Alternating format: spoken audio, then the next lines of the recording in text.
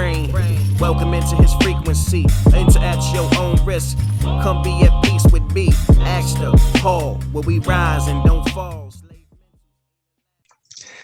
Welcome back to another episode of Baxter's Buzz. I am your host, Baxter E. Hall. Welcome to my brain. Welcome to my frequency. Enter at your own risk. Now, today I have a special guest with me. She is the Chief Operating Officer at Surgeon's Choice Medical Center based in Southfield, Michigan, Stephanie Prechowski. Did I nail it? You nailed it. Okay, good. Welcome to Baxter's Buzz. It's a pleasure to have you. Thank you for having me. Yeah. So my experience with Surgeon's Choice is I know that you all are a part of the Southfield Chamber, where I'm a board member and an ambassador there. I've visited the facility. I love it. It's one of those places that once you realize that it's there, you realize that you can't unsee it. It's like right slap, in the middle of Southfield, very accessible. And it's just a really nice facility. Thank you. I appreciate that. I like to say we're a hidden gem. That's right. So you are currently in this sort of COO role, but that's not where you started. Talk about some of the positions that you held and how you started with Surgeon's Choice. Okay, absolutely. So I'll try to keep it short because I probably could go on for the duration of this podcast. But I've been in healthcare for just over 16 years. I actually started in the hospital setting as a surgical instrument tech, where I cleaned instrumentation for the operating room for use in surgical procedures. So I kind of got my foot in the door there, and I've never really stepped out. So from there, I went into nursing, and I got my bachelor's degree and moved on to get my master's in nursing. And I'm also currently enrolled right now in my MBA through Oakland University. And through that, I've gotten my role here at Surgeon's Choice, but I didn't start as the COO, as you mentioned, but I started as the Director of Nursing and Surgical Services, where I oversee nursing policy and procedure, the staff, as well as surgical services, which is your operating rooms and your pre and PACU areas. And from there, I have continued to be given opportunities. And I'm one of those people that I'm a yes before no person. So I say yes to just about every opportunity that I have come my way. And I found myself here, and I just celebrated my 5th year here in March. And I've never looked back since I came to Surgeon's Choice. So I'm very grateful for all it has offered me so far. That's very cool. Yes before no. Talk about that and that attitude, and what is that like? What does that mean to you? And then have you always had it? Did you sort of develop it over the years? So I've kind of always had that when the door opens that I should walk through. And the yes before no actually is going to come back into, I think, one of our following questions, but it has a lot to do with, how I live life and how I work life. So, with that mindset, I believe that we can always, that's how we grow and that's how we learn. Because from each yes, maybe it didn't go the way that we had intended, but it might open to another door. And so when it comes to my personal life, when it comes to my work life, when it comes to my staff, I always encourage each and every one of us to really see how far we can go, because we don't know if we don't go put ourselves out there. And that's kind of how my philosophy here as a COO and as a fellow colleague and mother and friend. Yeah.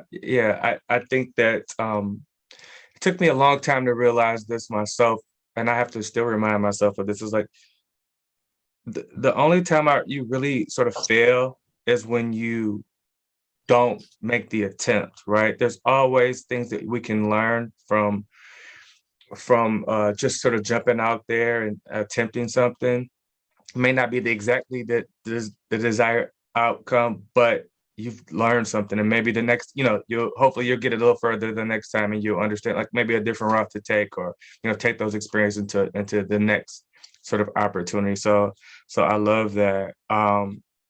You are a mom, a working mom for sure. Yes. With two little ones, we talked about a little bit before we went on air. How have you navigated, um, as a working mom specifically? I know we'll talk a bit more about like your role and how you've had to pivot some things, in your COO role. But as a working mom throughout this pandemic, like with little ones, right? Right. How have you been able to navigate these murky waters? So I'll start with I have a 4-year-old son and a 2-year-old daughter. My daughter actually was born 2 days before the lockdown. So it was an entirely different experience as a mother when I had my daughter versus my son. And I think it's really shown me how to the importance of balance. I know we've talked about and work-life balance, but really, what does that mean and what does that look like? And at the end of the day, like if we were to look at ourselves in 30 years and work our way backwards, who is there at the end of the day with us? And, when I think of myself in 30 years, I think of, my grown kids with maybe grandkids, my husband, and with the uncertainty that COVID has brought to all of our lives, it's really, our careers are important, but also are the people that are there supporting us through, those career, successes. And we have to put just as much energy, if not more, into the people supporting us through our career and our professional lives. But because at the end of the day, our family is what's going to be there. That's the ones that are going to be that at least I envision my life with them, and that's what brings me joy. So I've had to almost like unwind my brain to be, because I've been told just, I'm a goal setter, I'm a planner, and with COVID, there was no planning, right? So you kind of just have to be able to adapt and be flexible, and really know at the end of the day what's important. Who do you see next to you? And put the energy into those people. Yeah, it can be tough, right? Because you have these different things pulling on you, career things. You're supporting a staff, right? You have a family, and then these little people that they don't know anything without you, right? Exactly. Yeah, it was, the lockdown was tough in a lot of ways, but it was nice to. I finally had a chance to like take a deep breath. It's like so much go, go, go for years, just go, go, go. And it was, it was like a badge of honor, you know, when you sacrifice certain things, right? It's like, well, they're so ambitious, they're doing all this, and then you realize, wow, okay, it's just me, my wife, and these kids. So like, Right. it Exactly. it, it changed your perspective, right? Absolutely. And that's what I try to do here, knowing that I try to be the leader that I always try to be able to put myself in whether it's my employee's shoes or my patient's shoes, and always try to have compassion for what they might have had to try to leave at the door when they came into work that day, or they came into the hospital that day. Because knowing that those are now competing demands that we have. And for a long time, I really believe that we were told to leave emotion at the door. You need to check yourself. Vulnerability is a weakness. And that's not what I'm seeing anymore. I'm seeing a shift where the people want to be heard. They want to be felt. They want people to relate to them, and especially their employer. So how do we support those employees that now have had that perspective shift on the importance of family and work and how they play together? And how do we navigate that as an organization to provide an environment that they can have both? Yeah, the in general, everyone hasn't adopted this. It sounds like you guys definitely have. it's just a more inclusive environment. And yeah, we long gone are the days of just these one-dimensional people showing up, right? It's like, oh, I'm just here to work.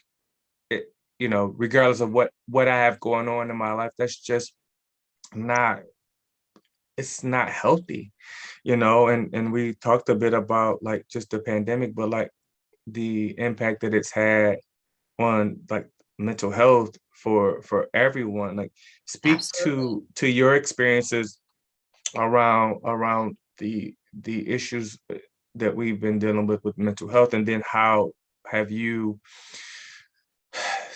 tried to support your team members throughout this process, maybe learning things that you didn't know about them, or maybe them uh sort of experiencing some mental health issues for the first time during the pandemic.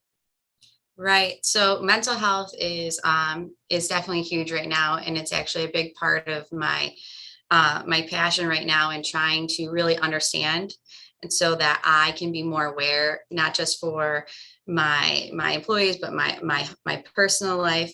Right now, it's estimated that there's like around 264 million Americans that suffer from depression, Mm. and 2/3 of those individuals will not seek treatment. And so that's just, to me, that's an astonishing number to know that.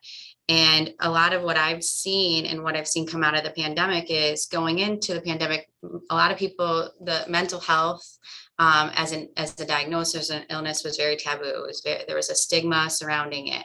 And how do we as an organization break down that stigma and really get to the people to say, you need to talk about mental health in a safe space, because you shouldn't battle it alone. A lot of what I've put my energy into is awareness. I actually, I don't know if you've heard of the TED Talk, the speaker, Simon Sinek. He offers a lot of leadership videos, but one of them that I especially liked was how good leaders make you feel safe. Mm. And I actually was so compelled by the video. I think it's like 10 minutes, that I shared it with anybody was willing to watch it, because it offers so much around that a good leader will make you feel safe, so that you feel empowered to have the conversation or break down that stigma in your own mind, and ask for help. And so I really think an organization, the chief operating officer, and as in my personal life, like, we need to create some psychological safety around mental health. And that's really starting with awareness, what understanding what the risk factors are, and creating trust in your environment, so that you can support those individuals that that might be part of the 2/3 that didn't want to ask for help. Yeah. So I feel like you are I feel like you're probably the chief operating officer at home too. So you can call yourself the COO at Surgeon's Choice and at home if you want, if that would just make it easier for you. I imagine that you can't just turn that part of your brain off, right? Yeah. If you were to ask my husband, he would probably agree with you 110%.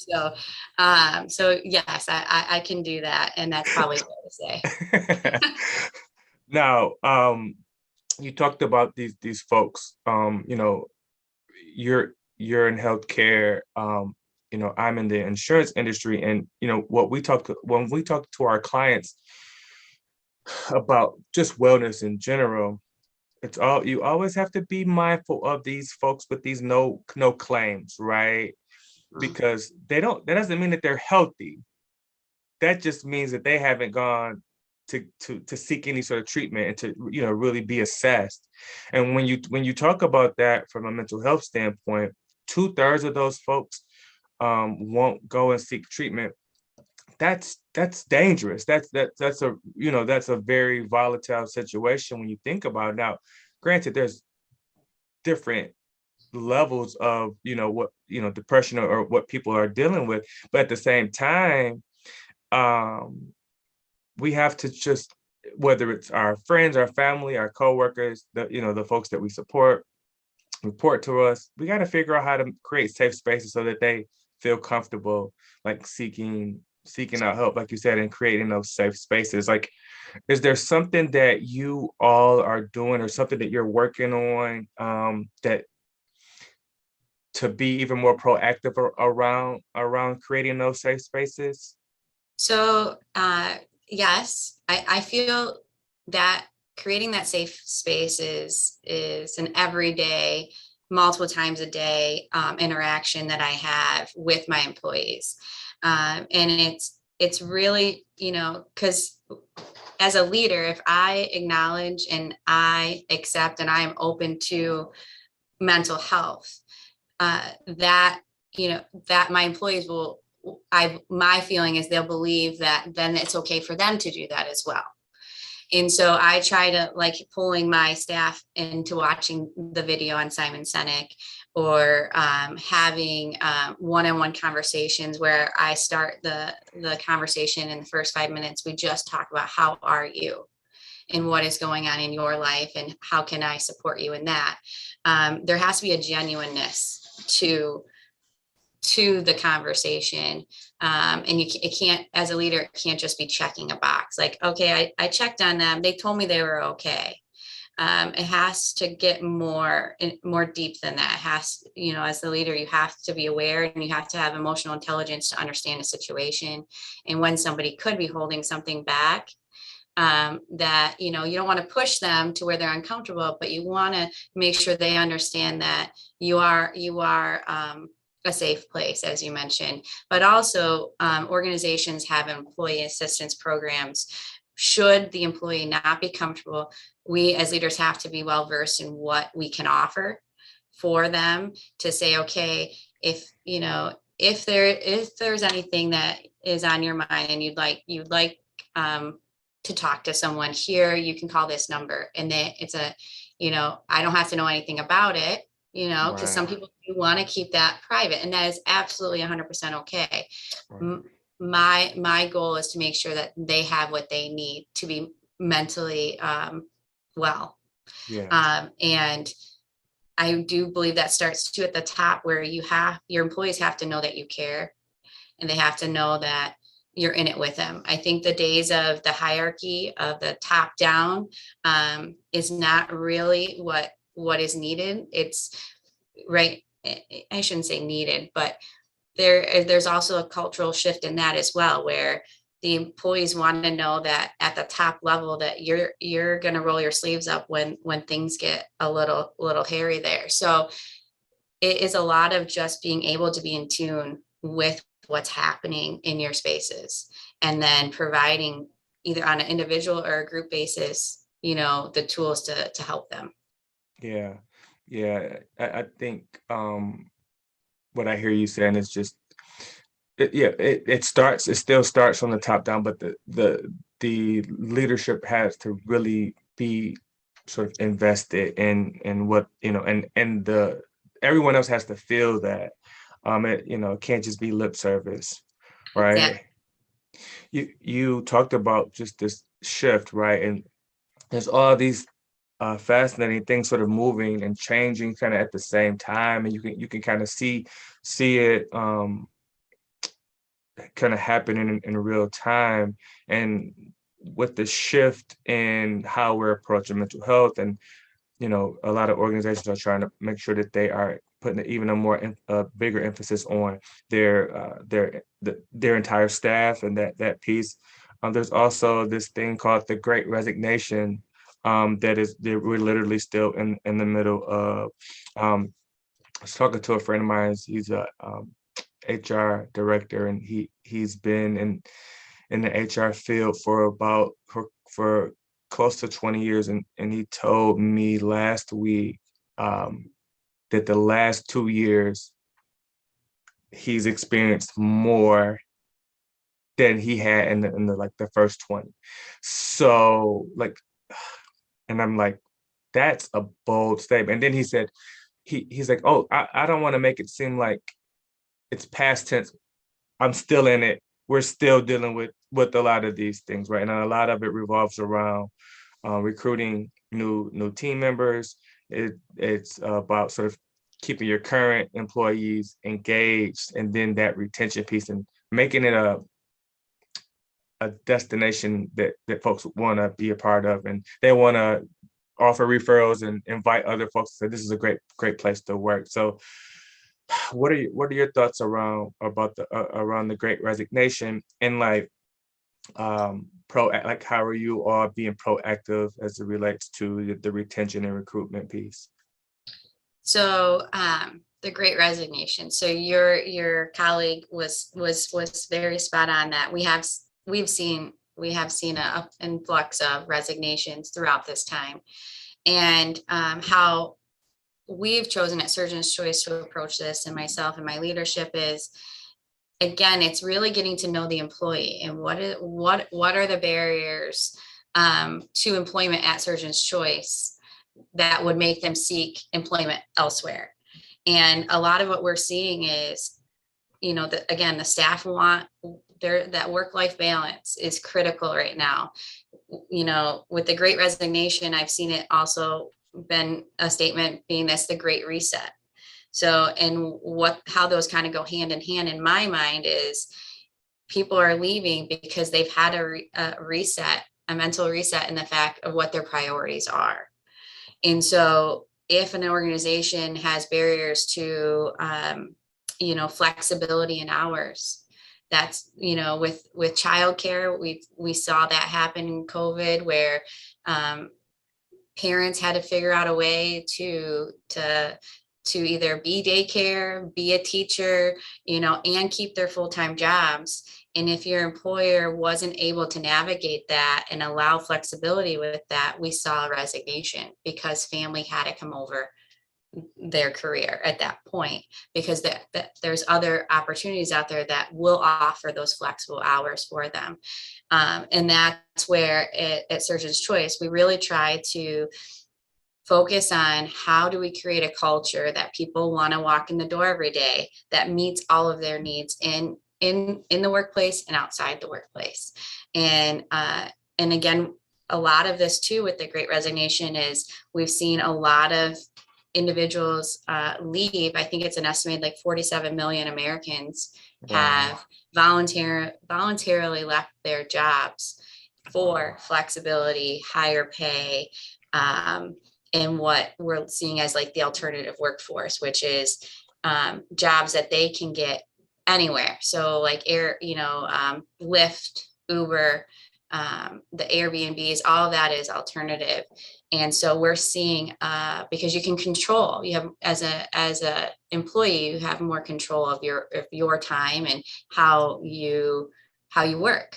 So the challenge on organizations like mine, we don't really have that opportunity, but we have to somehow get creative in that space. And so that's where we have to make sure that when they walk in the door, that they feel valued, and there's a great culture that they want to show up to. Yeah, because just the nature of the business, it doesn't always allow for remote work, right? Right. So Surgeon's Choice, physician owned. Yes, 100%. Patient focused, which believe it or not, isn't always the case. Mm-hmm. How did talk about the inception of Surgeon's Choice and sort of this physician-owned aspect and how it allows you to be more client or patient focused? Absolutely. So, as you mentioned, Surgeon's Choice is 100% physician-owned hospital in the state of Michigan, and it's actually the only 100% hospital left in the state of Michigan owned by physicians. Wow. There are physician-owned surgery centers, but when it comes to an acute care accredited hospital, we're the last one. So definitely just that right there is uniqueness to it. Prior to Surgeon's Choice, their name was Oakland Regional Hospital. We did a name change back in 2018 to try to be more reflective of who we are. And at Surgeon's Choice, choice is the key word there, is that the surgeons have a choice to come here, as patients have a choice to come here, and the employees have a choice to come here. And I think in that word, it helps to signify there's freedom there, in that the surgeon can come here and provide a level of care that he with the organization, helps to dictate. And it brings more of, again, when we talk about inclusiveness, connectedness, feeling part of something bigger. And that's kind of what right now we're actually in the middle of looking at our mission, vision, and values to really shape that understanding and put that out into the world, that here at Surgeon's Choice, we really believe in that we work as a team. We want to feel connected, and in healthcare, it can be a little bureaucratic at times. So we want to make sure that we are providing for the patients the best care that they deserve in an environment where they see the true, connected relationships between the providers, that nursing and surgeons work as a team, that there's trust in the groups, and that there's trust in the care that we give them. And I really just think it's like a circle, that we're all connected. And a lot of times, that's what I was at a major health system before here. And I actually loved the hospital I came from, but I wanted to have a voice. I wanted to have an impact. And I wanted to feel really connected to my purpose and what I was doing for that organization. And I found that here at Surgeon's Choice. And even greater thing is my voice is being heard. And I'm helping shape that with the people I work with every day. Yeah, no, and it's as sometimes it's just that simple, right? We just want to be heard. We want to know that our ideas matter. And that doesn't mean, you have to be COO, right? Or that every single idea is going to be implemented, but you want people to really give it thought. I've been in organizations, large organizations, where we've been sort of mentioning and giving our opinions on different things, and it's like they don't hear you, and then a year later they're bringing this consultant, and then the consultant tells you what we've been telling them the whole. It's like, come on, man. Yeah. It's and it's not always easy, right? Because there's things that need to be done on a daily basis. There's a strategic aspect, but there's also sort of just a day-to-day operational sort of piece, and that's in all orgs. But it's important to build that system in where the team members can be heard, and if there are ideas that can be implemented, that we all do our best to work towards those things, so that folks know what they're doing each day, the work that they're doing, the ideas that they have, how it's contributing to the big picture of the organization. Absolutely. And with COVID, it really, there things were changing every day. They're still changing at times. And really, getting with our people and remembering why we started this in the first place. Why did we go into the fields we went into? And again, it's about our passion to take care of others, our service to our patients in our community and to one another. And that's the part that I really try to make sure comes through, is that we need to take care of one another. We're taking care of our patients, taking care of our docs, but taking care of one another, that, when we're side by side out there. So, and I really think I've seen that make a difference here at Surgeon's Choice, because we not only, like I said, say that, but we actually have action behind it. Yeah, no, I love that. Remember why we started getting into the business that we got into, the field that we got into, because it can get lost sometimes with everything else that's going on. I have the limited experience that I've had with Surgeon's Choice. The people, everybody's been fantastic, and it's really echoing the words that you've said today. So I could, walk through the building, you could kind of feel it from staff of different, expertise. Everyone seems, really connected, and it can be tough, especially in these times where you can kind of feel like you're out there on an island. So kudos to you, the rest of the leadership team, and then all the staff for the work that you're putting in and your commitment to making it more inclusive environment for all folks, and like you said, the patients that you're taking care of, and then all of the actual staff that you employ. So thank you. I really appreciate that. And I'm very excited that I get to do this every day and be a part of something a little bit bigger. So yeah. I'm happy to talk about Surgeon's Choice anytime you want. Well, this has been great. Surgeon's Choice Medical Center in Southfield, Michigan. Like I said, great facility. The only physician-owned medical center left in Michigan, right? Yep, hospital. Yep, exactly. Hospital, yeah. So it's kind of a big deal. Kudos to you all. Thank you so much for your time today. This has been really good and informative. To everyone that's listening or watching, thank you all for your support. Please make sure that you share this great conversation with folks, especially if you're in the metro area, because I think it's, that hidden gem piece. I think we need to, make sure that we're shining a brighter light on what you guys are doing. On behalf of Stephanie, I am Baxter E. Hall. I just want everyone to know that you are all capable. You just need to make sure that you embrace your own frequency. So until next time, peace.